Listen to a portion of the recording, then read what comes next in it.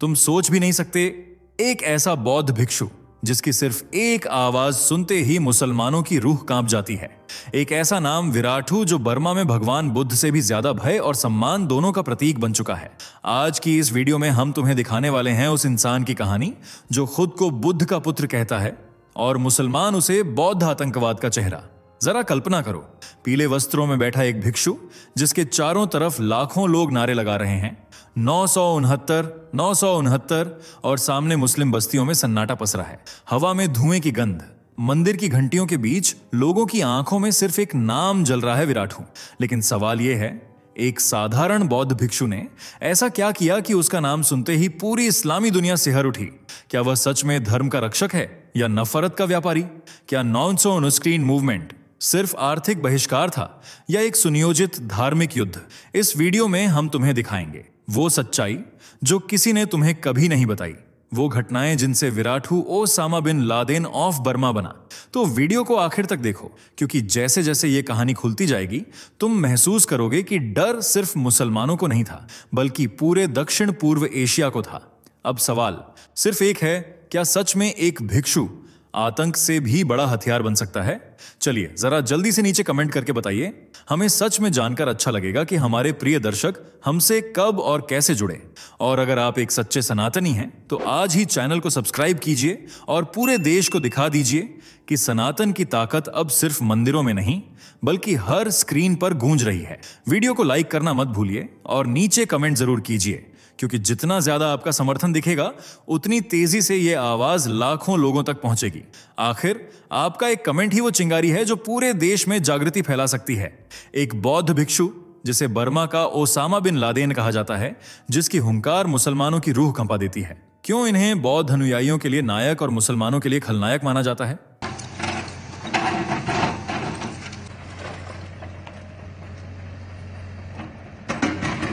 क्या है 969 मूवमेंट जिसने मुसलमानों का आर्थिक बहिष्कार किया? कौन है विराठू? क्यों भिक्षु होने के बावजूद इन्हें जेल की हवा खानी पड़ी? क्यों है इनका मुसलमानों से 36 का आंकड़ा? जानने के लिए वीडियो में आखिर तक बने रहें।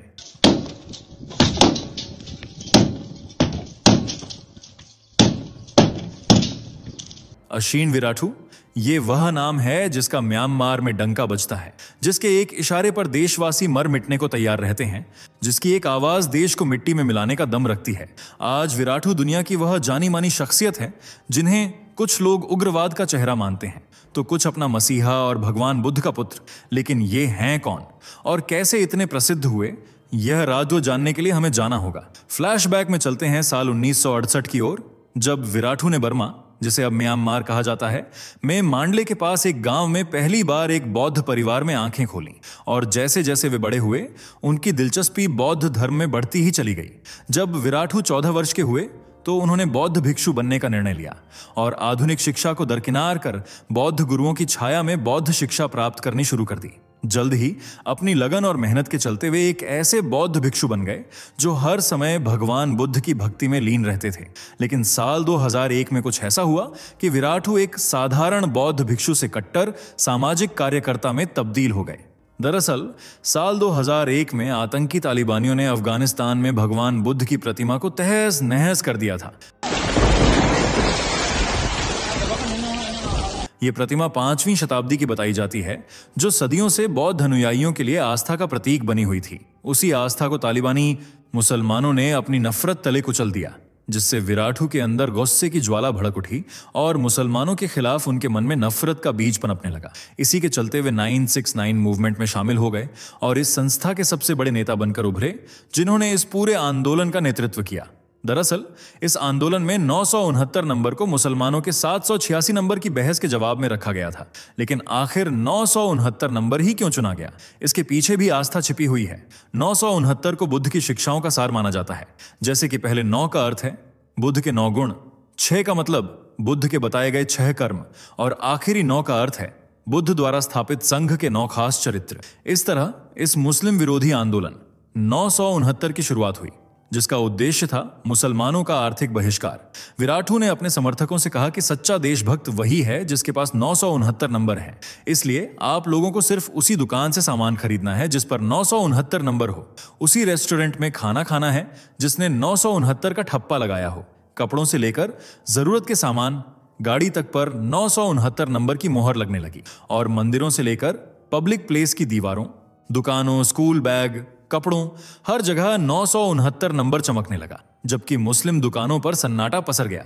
969 नंबर न अपनाने की वजह से लोग उनकी शॉप्स पर जाना और सामान खरीदना बिल्कुल बंद कर दिया। आलम यह था कि पूरे पूरे दिन मुस्लिम दुकानें वीरानगी में डूबी रहती थीं, जिससे मुसलमानों की आर्थिक स्थिति बिगड़ने लगी।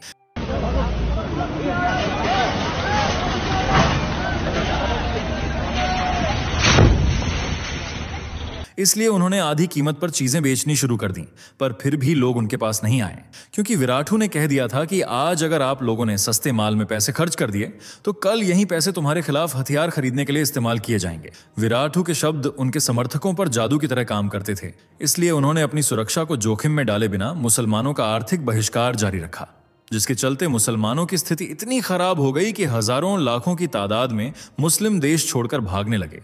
और यही विराटू का मकसद था। दरअसल विराटू का मानना था कि मुसलमानों की बढ़ती आबादी देश के लिए खतरा है, और यह बात उन्हें दूसरे देशों की स्थिति को देखकर समझ आई थी, जहां पहले मुसलमान बेबस, बेघर बनकर शरण लेते थे, लेकिन फिर उनकी आबादी तेजी से बढ़ने लगी।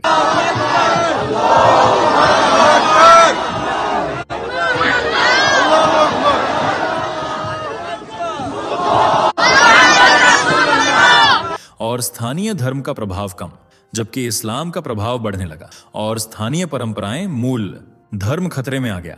लेकिन विराटू म्यांमार के बौद्ध धर्म के साथ खिलवाड़ होता नहीं देख सकते थे, इसलिए उन्होंने मुसलमानों को खदेड़ना शुरू कर दिया। यह वह असंभव कार्य था जिसे रूस जैसी ताकत, अमेरिका जैसी महाशक्ति, भारत जैसे लोकतंत्र और फ्रांस जैसे सेक्युलर देश तक नहीं कर पाए। लेकिन विराटू की एक हुंकार मुसलमानों का तबादला करने के लिए काफी थी। इस आंदोलन की वजह से करीब 10 लोग मारे गए, जबकि हजारों बेघर हुए, जिससे म्यांमार की सामाजिक और आर्थिक स्थिति बद से बदतर हो गई। और अंततः सरकार ने हिंसा फैलाने के आरोप में विराटू को मुख्य आरोपी घोषित किया और साल 2003 में 25 साल के लिए उन्हें जेल की सलाखों के पीछे डाल दिया। लेकिन 25 साल की यह सजा 8 साल बाद ही खत्म हो जाती है और साल 2012 में विराटू जेल से बाहर कदम रखते हैं। यह दिन म्यांमार में त्योहार की तरह सेलिब्रेट किया गया, क्योंकि बौद्ध अनुयायियों के मसीहा, जिन्हें वे भगवान बुद्ध का अवतार मानते थे, वे उनके बीच वापस आ गए थे। लोगों के इस प्यार को देखते हुए विराटू अब धार्मिक बंधनों की सीमा से बाहर निकलकर सामाजिक गतिविधियों में भी शामिल हो जाते हैं, और इस तरह म्यांमार में एक खूंखार बौद्ध धर्म का रक्षक खलनायक अंदाज में दुनिया के सामने आता है। और साल 2012 में ही विराटू वह चेहरा बन जाते हैं जिसे नेशनल से लेकर इंटरनेशनल खबरों तक ने अपने फ्रंट पेज पर छापा। इसकी वजह था विराटू का खूंखार रूप और उनके कुछ सख्त कदम। बात है म्यांमार के पश्चिमी हिस्से में बसे रखाइन प्रांत की, जहां बौद्ध धर्म के साथ साथ मुस्लिम धर्म भी अपना खास प्रभाव रखता है। और 2001 के 969 मूवमेंट के बाद से दोनों गुटों के बीच दुश्मनी की एक कभी न मिटने वाली लकीर खींच चुकी थी, जिसे और गहरा कर दिया एक वारदात ने। जून 2012 में एक बौद्ध लड़की के साथ दुष्कर्म की घटना का खुलासा होता है, और यह मामला तब और ज्यादा तूल पकड़ लेता है जब पता चलता है कि दुष्कर्म करने वाला शख्स एक मुसलमान है। बस फिर क्या था, यहीं से बौद्ध और इस्लाम दोनों धर्म आमने सामने आ जाते हैं। नफरत और विवाद की यह आग देखते ही देखते रखाइन प्रांत के साथ साथ म्यांमार के दूसरे हिस्सों में भी तेजी से फैलने लगती है। इस नफरत की आग में घी डालने का काम करती हैं कुछ झूठी अफवाहें, जिसका परिणाम यह होता है कि साल 2015 में यह नफरत ज्वालामुखी बनकर फूट पड़ती है। दरअसल 2015 में दोबारा वही 2012 वाली घटना दोहराई जाती है, जिसमें फिर से एक मुस्लिम युवक ने एक बौद्ध लड़की के साथ गलत काम किया था। जब यह खबर बौद्ध धर्म के अनुयायियों तक पहुंची तो मामला और गर्मा गया, और विराटू ने भी सोशल मीडिया पर कई भड़काऊ ट्वीट किए, जिससे बौद्ध अनुयायियों को आगे बढ़ने की हिम्मत मिली। इसके बाद विराटू ने अनेक स्टूडेंट्स और अपने समर्थकों के साथ मिलकर मुसलमानों के खिलाफ एक रैली भी निकाली, जिसके चलते रखाइन प्रांत दंगों की आग, बदले की भावना और मुस्लिमों के खिलाफ विवादित बयानों से जल उठा। हालांकि बाद में यह खुलासा भी हुआ कि 2015 में हुई घटना केवल एक अफवाह थी, लेकिन तब तक मामला हाथ से निकल चुका था। विराटू के भड़काऊ भाषणों ने बौद्ध अनुयायियों के दिलों में मुसलमानों के खिलाफ इतनी नफरत भर दी थी कि वे अब एक पल भी मुसलमानों को अपने देश में बर्दाश्त नहीं करना चाहते थे। उन्होंने अपने भाषण में कहा था, आपके अंदर दया और प्रेम भरा हो सकता है, लेकिन इसका मतलब यह हरगिज नहीं है कि आप किसी पागल कुत्ते के बगल में सो जाएं। इस भाषण में विराटू ने पागल कुत्ते को मुसलमानों से जोड़ दिया था। इसी तरह विराटू ने मुसलमानों को भेड़ियों से जोड़ते हुए कहा था कि मुसलमान भेड़ियों की तरह हैं, जो तेजी से अपनी आबादी बढ़ाते हैं, हिंसात्मक गतिविधियों में लिप्त रहते हैं और आसपास के जानवरों को अपना शिकार बना लेते हैं, संसाधनों को बर्बाद कर देते हैं। विराटू यह भी कहते हैं कि मैं सिर्फ अपने प्रियजनों की रक्षा करता हूं, जिस तरह आप लोग करते हैं। मैं सिर्फ लोगों को मुसलमानों से आगाह करता हूं। सोचिए, अगर आपके पास कोई कुत्ता होता और कोई अजनबी शख्स आपके घर में दाखिल होता तो वो कुत्ता आपको आगाह करता। मैं भी बस वही कुत्ता हूं जो बौद्ध लोगों को मुसलमानों से आगाह कर रहा हूं। विराटू के शब्द इतने गहरे और सटीक होते हैं कि लोग उनसे खुद को आसानी से जोड़ लेते हैं। यही वजह है कि विराटू के भड़काऊ भाषणों के चलते साल 2017 में म्यांमार में भयानक दंगे देखने को मिले थे। इस दौरान रोहिंग्या मुसलमानों का खुलकर विरोध हुआ, जिन्हें हर देश दरकिनार करता है। अब म्यांमार ने भी उन्हें देश से बाहर खदेड़ने की मुहिम छेड़ दी थी। इस हिंसा की वजह से 2017 के पहले महीने में ही करीब 6700 रोहिंग्या मुसलमान अल्लाह को प्यारे हो गए थे, जबकि म्यांमार के सरकारी आंकड़ों में इनकी संख्या सिर्फ 400 बताई गई थी। इतना ही नहीं, इस हिंसा से बचने के लिए करीब 6,25,000 से ज्यादा रोहिंग्या मुसलमानों ने देश छोड़कर बांग्लादेश में शरण ली थी, जबकि जो म्यांमार में ही रुके उनकी जिंदगी नर्क से भी बदतर हो गई।